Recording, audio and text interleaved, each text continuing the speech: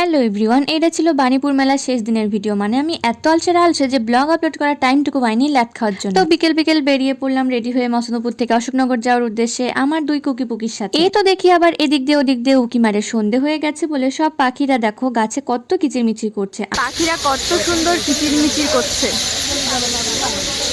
কি সুন্দর লাগছে বল।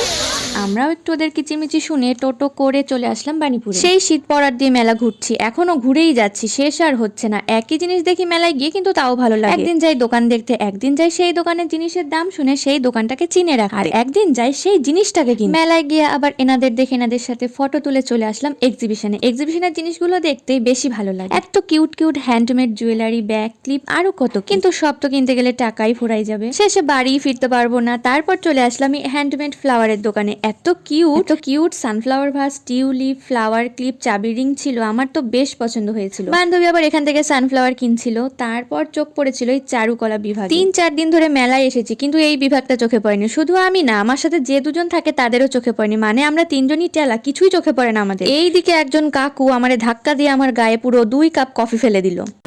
বন্ধ করে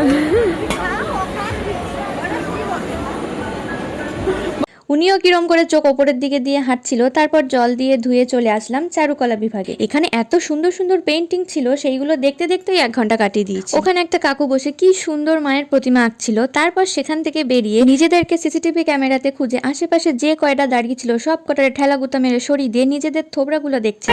কোথায় গেল? এই তো এখানে।